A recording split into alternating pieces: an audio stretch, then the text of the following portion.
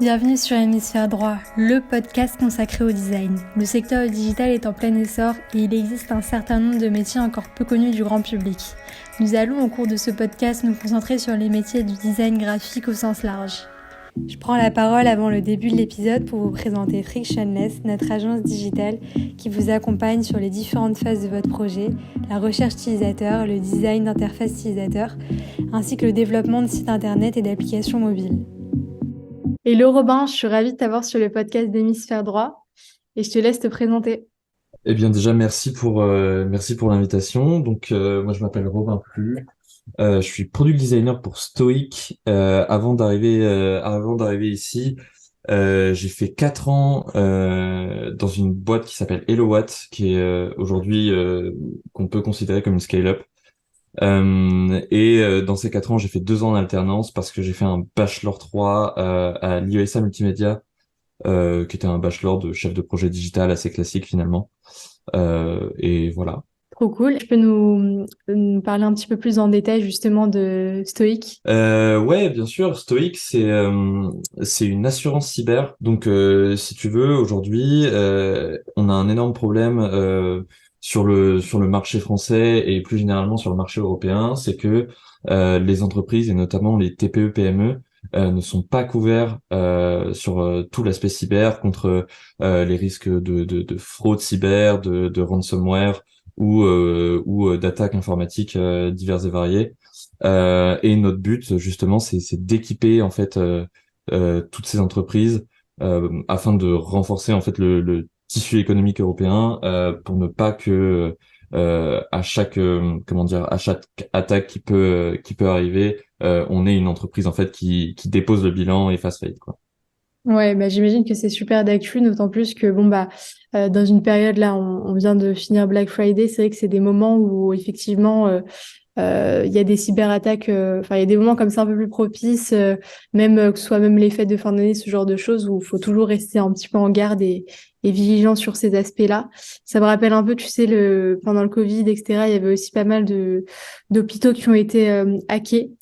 Ouais. Comment tu vois la chose par rapport à l'évolution justement des cyberattaques? L'évolution des cyberattaques, c'est simple depuis le Covid. Alors, je vais pas te donner des chiffres exacts parce que je les ai pas en tête et j'ai pas envie de dire de bêtises. Mais il y a un facteur assez important du nombre de cyberattaques depuis le Covid et notamment du fait que en plus de ça, vu que la majorité des personnes étaient du coup en télétravail, toutes les mesures de sécurité n'étaient pas forcément prises pour que les gens puissent se connecter à leur workspace ou à leur compte Microsoft de manière totalement sécurisée. Donc, on a eu un nombre de cyberattaques qui a fortement augmenté à la période du Covid. Et c'est quelque chose, en fait, c'est quelque chose qu'on remarque depuis quelques années où le nombre de cyberattaques ne cesse d'augmenter finalement au fil des années, dû à la numérisation de beaucoup d'entreprises. Et du coup, il y a un vrai enjeu à protéger toutes ces entreprises pour ne pas qu'on se retrouve à devoir comment dire faire face en fait à chaque fois que qu'une cyberattaque se produit, faire face au fait que bah, tu puisses avoir des hôpitaux qui tombent et qui ne peuvent pas prodiguer des soins ou une entreprise tierce je sais pas n'importe où en France qui mettent à la porte l'intégralité de ses employés. C'est assez important. Donc, du coup, il y a énormément d'enjeux là-dessus au niveau de la protection contre ces attaques cyber de plus en plus fréquentes aujourd'hui. Yes, ouais, ouais, je comprends. Et si on parle un petit peu plus de la structure de Stoic, vous êtes une cinquantaine d'employés. Moi, j'aimerais savoir quel est ton rôle justement en tant que product designer par rapport à la maturité de l'équipe et comment tu vois les choses. Euh, ouais, du coup, chez Stoic, on est 50 employés, sachant que on a une grosse partie tech et vraiment tech engineering sur la partie cyber et sur la partie produit. Ça doit être presque, je dirais presque ISO avec le reste des équipes combinées. Et moi là-dedans, du coup, je me situe dans l'équipe produit où à l'heure actuelle on est quatre. Donc il y a mon head of product une product marketing manager et une autre product manager qui m'accompagne sur toutes mes tâches. Euh, et je suis arrivé dans la boîte où il y avait que mon head of product et moi-même. Et c'était lui en fait qui s'occupait de toute la partie design à la base. Donc je suis venu lui filer un coup de main entre guillemets sur toute la partie design et product. Et aujourd'hui on continue de faire du design ensemble sur pas mal de projets qu'on a. Et en plus de ça, en plus de toute cette partie product design, euh, il faut savoir qu'en startup, quand t'es le ou un des seuls designers et que tu n'as pas, par exemple, des designers dédiés sur la partie market, sur de l'événementiel, ou ce genre de choses, bah t'es un peu obligé de changer de casquette de temps à autre pour répondre en fait à toutes les demandes de la boîte. Et du coup aujourd'hui, ouais, je suis pas que sur la partie product design, même si c'est mon titre et c'est mon rôle et je fais globalement euh, ça en majorité à 80% de mon temps sur mon temps de travail. J'ai aussi cette partie marketing événementiel quand ça nous arrive, même si ça nous arrive pas tous les jours, euh, à à faire. Et du coup c'est très très cool de pouvoir toucher à tout ça et de ne pas être que cantonné sur des interfaces utilisateurs, etc. Ouais, ok, je vois. Donc, du coup, à ce stade, en fait, tu es le seul designer de l'équipe. Ouais. Ok. Ouais, malgré que en fait Vous bossez plus dans en team la product, j'imagine, ça doit être ouais, une question comme ça, ouais, ouais.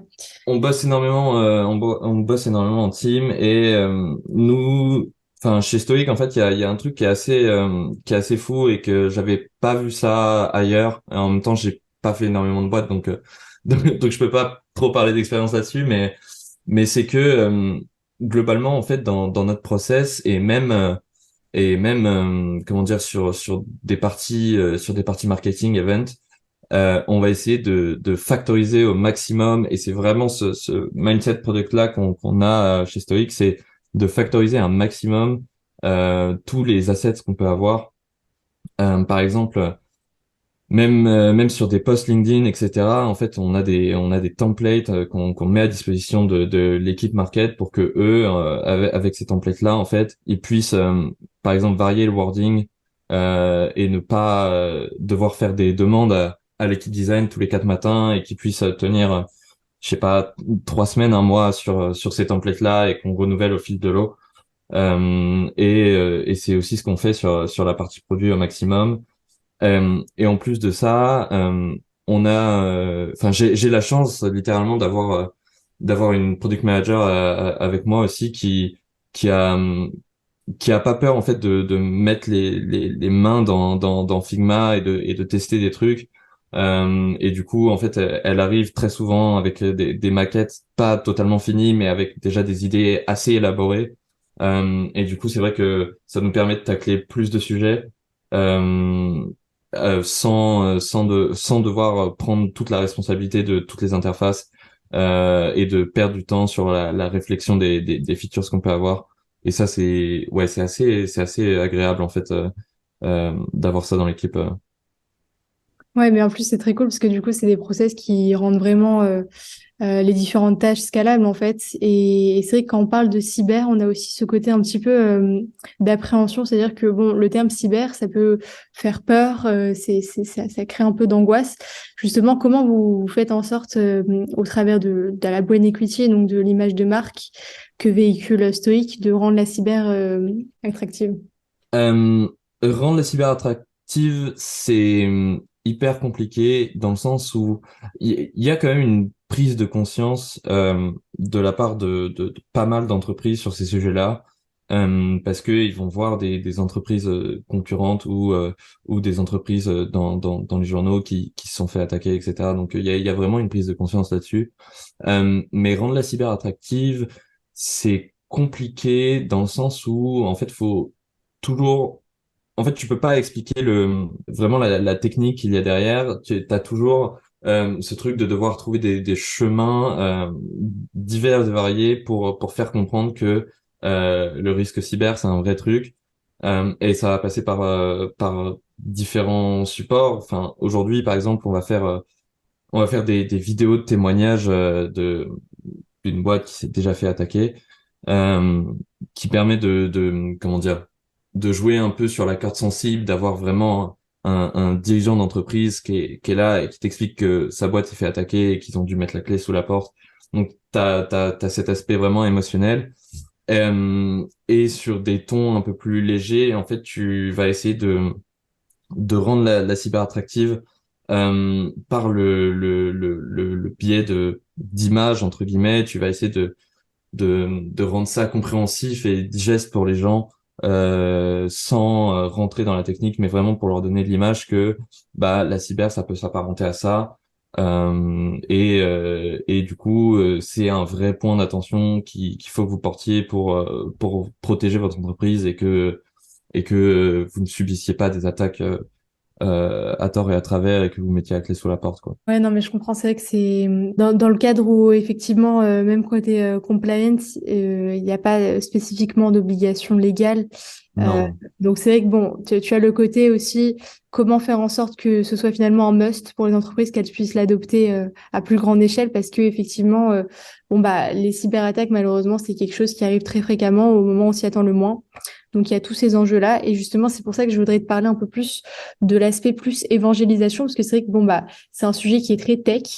Donc j'imagine que c'est quelque chose que vous avez dû aborder. Ouais, l'évangélisation, en fait, c'est un peu c'est un peu le cœur de ce qu'on essaye de faire au-delà de vendre de l'assurance cyber. Et ça va passer par pas mal de trucs. Dans un premier temps, en fait, tu vas avoir l'évangélisation vraiment côté LinkedIn, etc. On va essayer de mettre en place pas mal de posts pour vraiment et essayer déjà de inonder LinkedIn pour faire prendre conscience de ça et d'autre part essayer de faire comprendre aux gens que c'est vraiment un truc important. C'est pour ça qu'on a fait quelques events dernièrement, qu'on fait aujourd'hui comment dire, des partenariats par exemple avec Otelia Cyber School, qui est vraiment une école qui forme des ingénieurs en cybersécurité. C'est pour ça qu'on va faire pas mal de vidéos et des podcasts aussi qui sont prévus. Certains sont déjà sortis d'ailleurs pour parler de la cyber. Et tout ça sans forcément que ce soit brandé stoïque, c'est-à-dire qu'il y a des supports qu'on produit et qu'on ne brande pas stoïque du tout pour vraiment appuyer comment dire ce fait-là d'évangélisation et ne pas que en fait tout ce qu'on fasse se soit rapporté littéralement à la boîte et que les gens y voient vraiment un intérêt économique derrière et euh, et et d'autre part l'évangélisation ça passe aussi en fait par de l'évangélisation en interne, c'est-à-dire que tout le monde doit à peu près comprendre ce qui se passe et pourquoi c'est important et pourquoi ce qu'on fait est important dans la boîte. Donc ça va passer par des meetings où un de nos ingénieurs en cyber va nous faire par exemple ce qu'on appelle un hack the box. C'est un website généralement en fait t'as des petits jeux de type capture the flag où tu vas tu vas te mettre dans la peau d'un attaquant et essayer de comprendre en fait quelle va être sa manière de raisonner pour pénétrer un système d'information. Et dernièrement, tu vas avoir un gros aspect relationnel, et ça c'est plus la partie commerciale qui va s'en occuper, concernant des gens soit qui sont comment dire qui sont contraints en fait de d'avoir une assurance cyber parce qu'aujourd'hui certaines entreprises contraignent des prestats à avoir des assurances cyber pour se protéger elles-mêmes. Donc tu vas avoir des gens qui vont venir nous voir et qui vont pas forcément comprendre le risque, il va falloir leur expliquer, etc. Et ça passe aussi par former en fait tout ce qui est employé dans les boîtes qu'on protège. Parce que avant tout, le risque cyber, c'est pas tant un risque, comment dire, un risque des systèmes d'information. La plupart des attaques arrivent à cause d'une faille humaine. Et c'est pour ça qu'on a un gros enjeu aussi de former les employés et de former en fait les courtiers parce que euh, j'ai totalement oublié de cette partie-là, mais en fait Stoic vend d'une part en direct, donc vraiment en B2B, et d'autre part on fait vraiment du B2B2B, c'est-à-dire que on va passer d'abord par des courtiers qui travaillent déjà avec des entreprises, et c'est eux en fait qui vont vendre du Stoic pour nous. Et donc ces personnes-là, il faut aussi les former parce que finalement c'est elles qui vont toucher bien plus d'entreprises que nous directement, et qui vont être un peu nos sales externalisés si je puis me permettre. Euh, et il y a un gros enjeu de les former correctement pour qu'ils puissent parler du risque cyber correctement à leurs clients, et que eux prennent conscience qu'il faille se protéger contre ce genre de risque. Yes, je vois.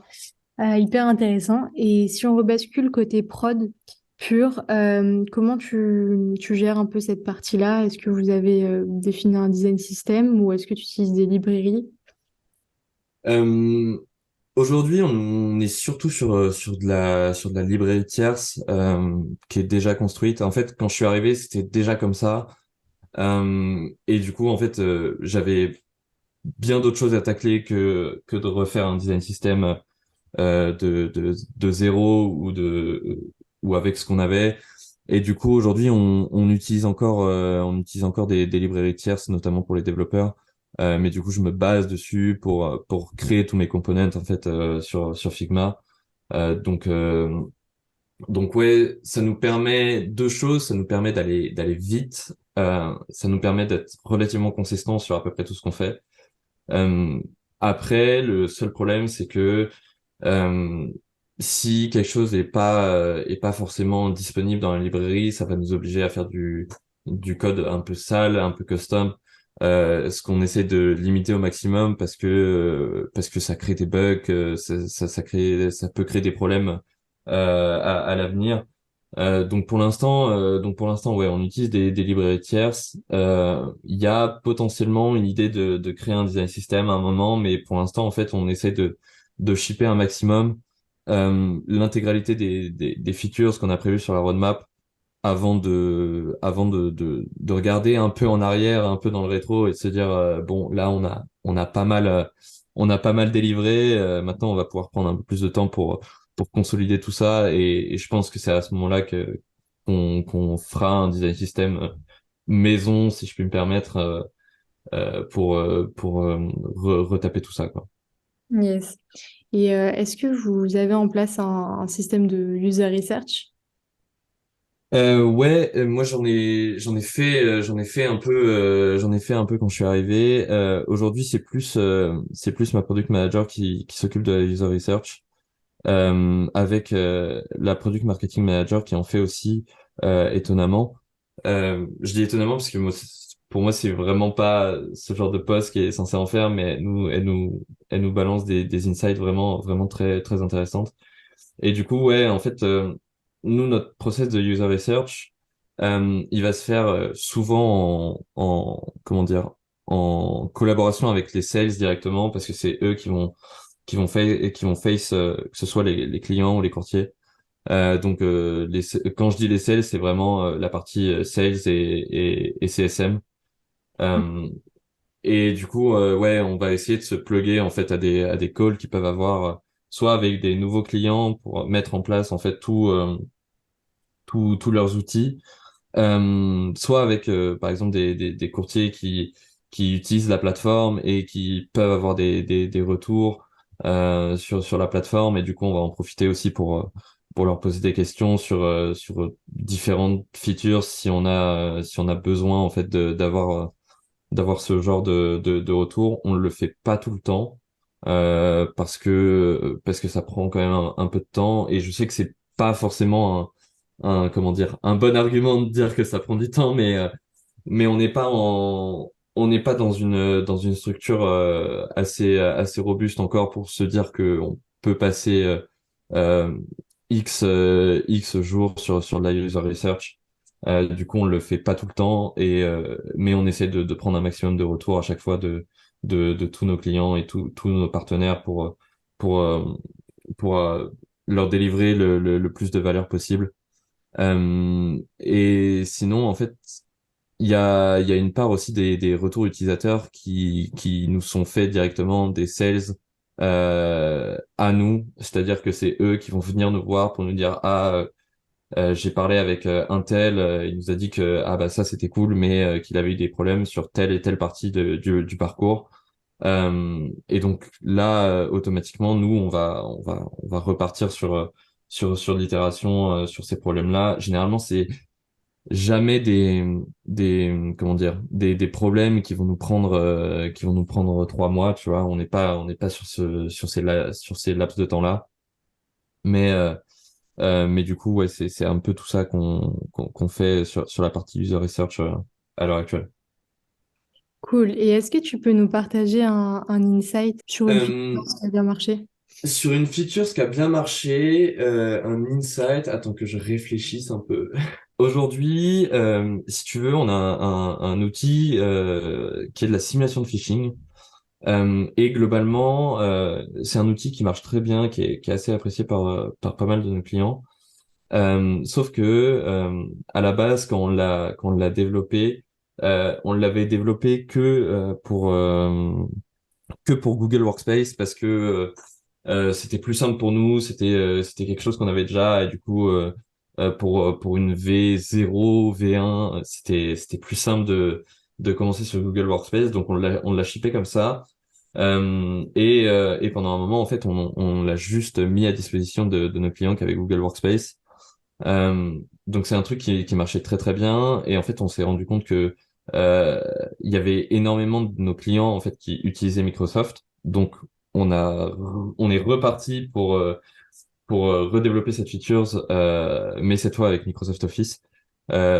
Et une fois qu'on avait fait ça, on s'était dit bon, on est tranquille pour un moment, ça devrait aller. Et en fait, au fil des semaines, on a eu de plus en plus de retours, comme quoi en fait, on avait une partie de notre base client en fait qui n'utilisait ni Google ni Microsoft, et du coup, on a dû refaire littéralement une features avec vraiment import manuel à base d'import CSV, etc.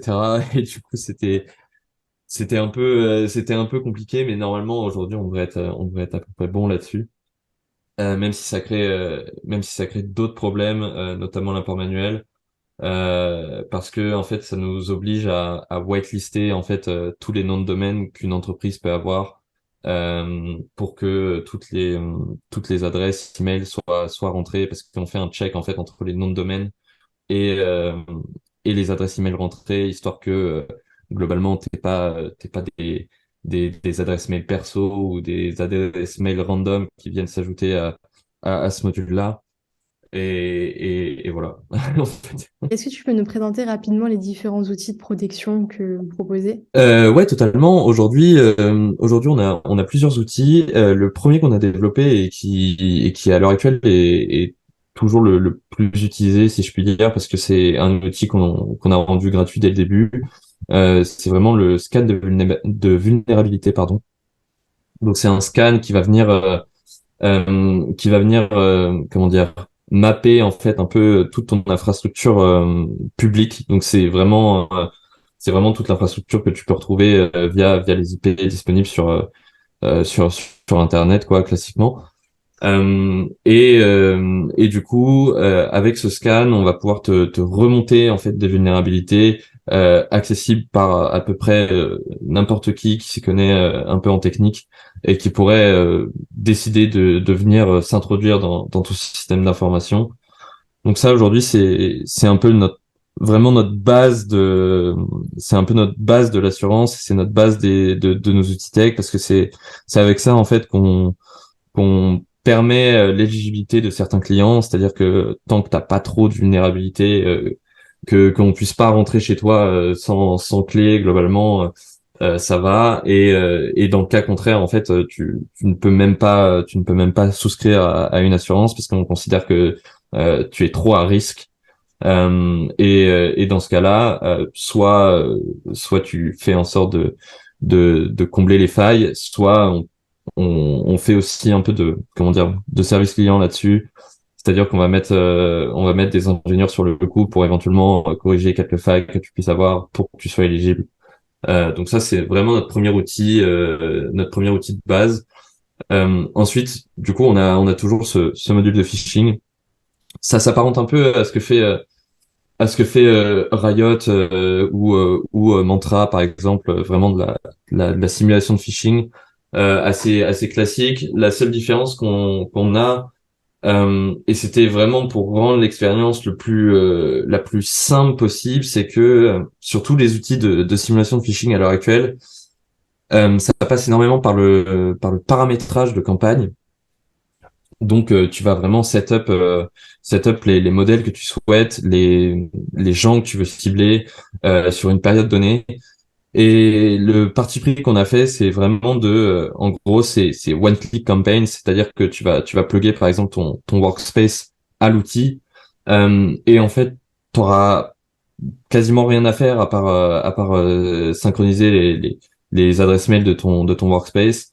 On va directement lancer la simulation de phishing et du coup au fil du temps, si par exemple tu vas avoir des employés qui vont se faire ficher plus souvent que d'autres, etc.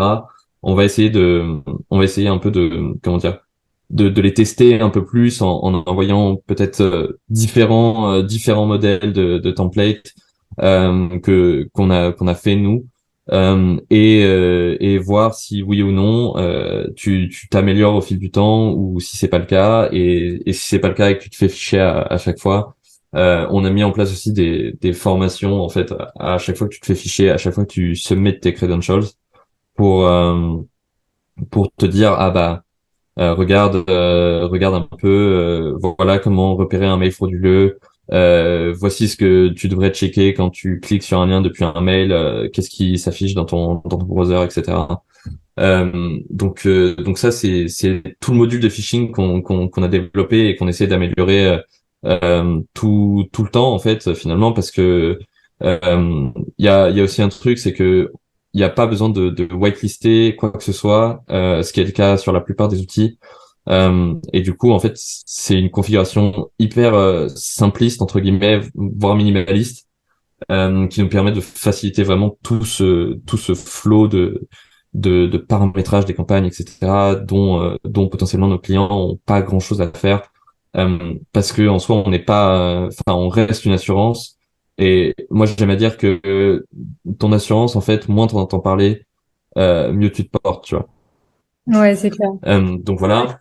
C'est un vrai sujet parce que c'est comme un peu comme, enfin, dans une autre mesure, hein, bien évidemment, c'est pas tellement comparable. Mais si on prend le marché des assurances plus largement, ça me fait penser un peu à Alan qui a disrupé complètement le secteur en rendant justement Ouais. quelque chose de désagréable en quelque chose de beaucoup plus smooth et fluide pour l'utilisateur final.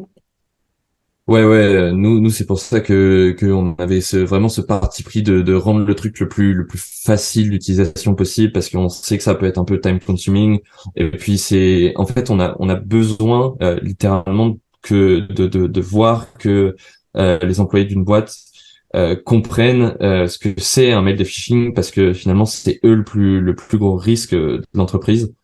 Et pour ça, en fait, on souhaitait aussi que t'aies pas, comment dire, que t'aies pas genre un responsable informatique qui aille setuper tous les 4 matins une campagne de phishing pour tester ses employés parce qu'il a autre chose à faire, parce que potentiellement c'est pas sa prio du moment. Et c'est pour ça que nous, on souhaite quand même tester vraiment en permanence tous nos clients en fait qui ont souscrit à une assurance. Et pour ça, on avait besoin de le rendre smooth au possible, à tel point en fait que t'es presque censé l'oublier en fait que ce truc existe. Ouais, Euh, tellement. donc ça, c'est pour la partie phishing, donc qui est un gros enjeu, et un énorme outil qu'on a développé en interne. Et ensuite, tu vas avoir des scans, encore des scans de vulnérabilité, mais cette fois, en fait, c'est vraiment des scans de vulnérabilité sur ta structure en interne. Donc ça, c'est vraiment, en gros, c'est vraiment tu rentres chez les gens et tu regardes si oui ou non t'as une fenêtre qui peut se péter en un coup de poing, ou si tout va bien à l'intérieur. Et là, ça demande un peu plus de, comment dire, ça demande un peu plus de volonté de la part de la part de nos clients, parce que potentiellement ils doivent télécharger un script quand c'est vraiment un scan d'AD par exemple. Donc c'est l'Active Directory, c'est là où potentiellement sont plug tous les postes d'une entreprise. Et tu vas avoir aussi les scans de cloud, donc GCP et AWS, où là pareil, là les clients sont obligés de nous créer en fait un compte à l'intérieur de leur structure, pour qu'on puisse voir si oui ou non en fait tu t'as pas des comptes qui ont trop de droits, ou que ça te permet pas de puisse faire un pivot à l'intérieur de la structure pour mettre down l'intégralité de la boîte en en 25 minutes quoi. Donc ça, c'est deux outils qui sont un peu plus intrusifs entre guillemets, même si c'est au bon vouloir encore une fois du client. Mais ces deux outils, ouais, où là on va vraiment aller dans le système d'information en tant que tel, et on va pas juste regarder de l'extérieur pour voir si oui ou non il y a une fenêtre ouverte. Super. Et pour finir, si tu devais donner 3 mots pour décrire ce que t'as apporté ton expérience chez Stoic, qu'est-ce que tu dirais? Je pense que ça m'a apporté trois mots. Je dirais vélocité, parce que c'est vraiment une boîte où on n'arrête pas de shipper, et je sais pas trop quand ça va s'arrêter quoi. Vélocité, écoute, et surtout empathie, parce que on a une typologie de clients en fait qui est hyper vaste. Et il faut réussir comment dire, un peu coordonner tous leurs besoins et toute leur pain en fait pour faire un produit qui soit vraiment cool, et que ils apprécient d'utiliser, même si ça reste une assurance, et même si ils veulent potentiellement ne pas en entendre parler. Donc voilà. Bah écoute, merci beaucoup Robin. Ben merci à toi. J'espère que l'épisode vous a plu. N'hésitez pas à vous abonner à la chaîne YouTube et sur Spotify ou Google Podcast. J'en profite pour vous annoncer la sortie de ma newsletter, dans laquelle je relaye des infos sur le product design et management, ainsi que sur le digital en général. hémisphère-droit.substack.com. Merci et à très bientôt.